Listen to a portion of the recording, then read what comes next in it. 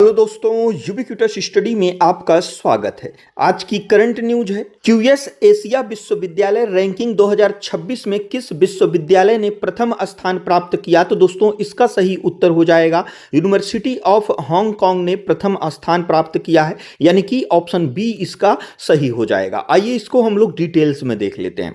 दोस्तों QS Asia विश्वविद्यालय ranking 2026 में यूनिवर्सिटी ऑफ हांगकांग ने प्रथम स्थान प्राप्त किया है। इस वर्ष हांगकांग के इस संस्था ने चीन की पेकिंग यूनिवर्सिटी को पीछे छोड़ते हुए शीर्ष पायदान हासिल किया है। वहीं पे दोस्तों अगर हम क्यूएस एशिया विश्वविद्यालय रैंकिंग 2026 और इसमें भारत की स्थिति की बात करें तो दोस्तों नवंबर 2025 में जारी इस रैंकिंग के 17वें संस्करण में एशियाई उच्च शिक्षा के बदलते स्वरूप को दर्शाया गया है। और दोस्तों अगर हम क्यूएस एशिया विश्वविद्यालय रैंकिंग की बात करें तो दोस्तों लंदन में स्थित क्वाक्वे रेली साइमंड्स, यानी कि जो ये क्यूएस है इसका मतलब होता है क्वाक्वे रेली साइमंड्स, इसी के द्वारा दोस्तों प्रतिवर्ष जारी की जाने वाली एक प्रतिष्ठित सूची है। यह एशिया के शीर्ष उच्च शिक्षण संस्थानों का उनकी शैक्षणिक प्रतिष्ठा, शोध गुणवत्ता, संकाय छात्र अनुपात और नियोक्ता प्रतिष्ठा जैसे मानकों पर मूल्यांकन करती है, जिससे छात्रों को सर्वश्रेष्ठ संस्थान चुनने में जो है मदद मिलती है। यहां भारत की स्थिति और रैंकिंग से जुड़े कुछ मुख्य तथ्य दिए गए हैं, उसके बारे में हम लोग जान लेते हैं।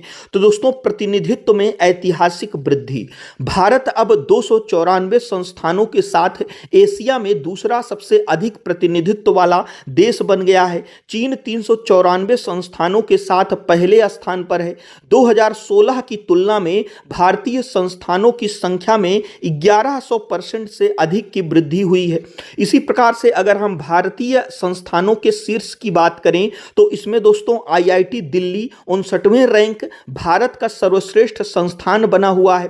हालांकि पिछले वर्ष 44वें के मुकाबले इसकी रैंकिंग में गिरावट आई है।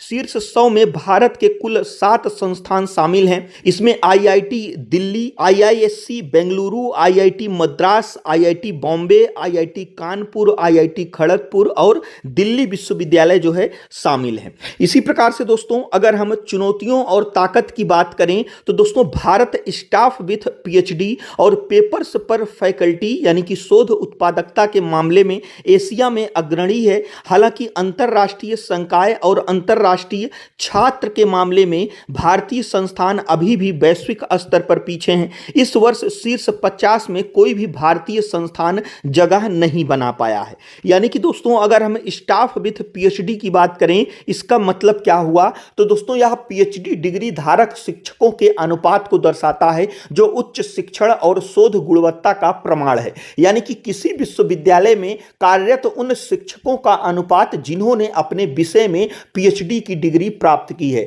यानी कि दोस्तों विश्वविद्यालय में जो शिक्षक हैं उनमें से कितने शिक्षक अपने विषय में पीएचडी डिग्री प्राप्त की है, इसी की चर्चा जो है इसमें है। और अगर हम पेपर्स पर फैकल्टी की बात करें तो इसका मतलब हुआ प्रति संकाय शोध पत्र, यानी कि यह संस्थान किसी अनुसंधान उत्पादकता को दर्शाता है। इसकी गणना कुल शोध पत्रों को शिक्षकों की कुल संख्या से भाग देकर की जाती है। यह मापता है कि औसतन एक शिक्षक ने कितने शोध कार्य प्रकाशित किए हैं, यानी कि उस संस्थान में जो शिक्षक हैं उनके द्वारा जो है कितने शोध पत्र जो है प्रकाशित किए गए हैं, इससे जो है पता चलता है। और अगर हम इन दोनों की बात करें तो इन दोनों में दोस्तों भारत जो है एशिया में अग्रणी है। लेकिन अंतरराष्ट्रीय संकाय और अंतरराष्ट्रीय छात्र यानी कि भारत के विश्वविद्यालयों में बाहर के देशों के छात्र कितने जो है इसमें पढ़ते हैं, इसमें इसकी चर्चा की गई है। तो इसमें इस मामले में दोस्तों भारत अभी जो है बहुत ही पीछे है।